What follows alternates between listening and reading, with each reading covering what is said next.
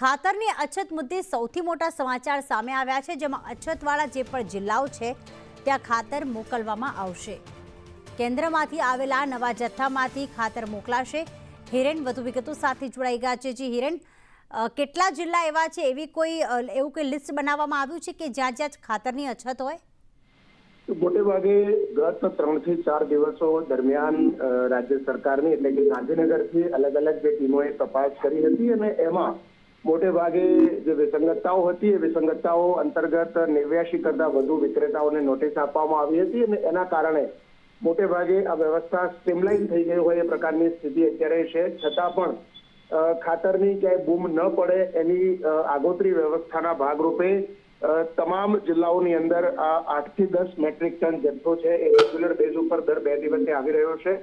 આજે પણ ગુજરાતના તમામ જિલ્લાઓમાં થઈ અને લગભગ 1,34,000 મેટ્રિક ટન જેટલો જથ્થો ઉપલબ્ધ છે।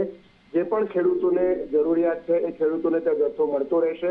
રાજ્ય સરકારે હેલ્પલાઇન નંબર પણ દરેક જિલ્લા માટે જાહેર કરેલા છે। જો કોઈ ખેડૂતને ખાતર નથી મળતું અને એ હેલ્પલાઇન નંબર ઉપર ખેડૂત ફોન કરે તો એ હેલ્પલાઇન નંબર પરથી વ્યવસ્થા કરી અને ખેડૂતને ખાતર પહોંચાડવાની વ્યવસ્થા પણ કૃષિ વિભાગ દ્વારા કરવામાં આવી રહી છે અથવા તો એના નજીકના સેન્ટર ઉપરથી એને ખાતર મળી રહે એ વ્યવસ્થા થાય છે।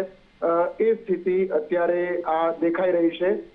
સ્વાભાવિક રીતે જે શરૂઆતના સમયમાં જે બૂમ પડી હતી ખાતરોની અછત અને તંગીના બાબતમાં એમાં ત્યાં કાળાબજારી પણ સામે આવી હતી અને એના કારણે આ ખાતરની પરિસ્થિતિમાં વિપરીત પરિસ્થિતિ હતી। જો કે હવે સરકાર મોડે આ તંત્ર જાગેલું છે અને એના કારણે મોટેભાગે વ્યવસ્થા સ્ટ્રીમલાઇન થઈ રહી છે। કેન્દ્રમાંથી પણ રેગ્યુલર જથ્થો હવે આવવાનું શરૂ થયું છે। આભાર તમામ વિગતો માટે।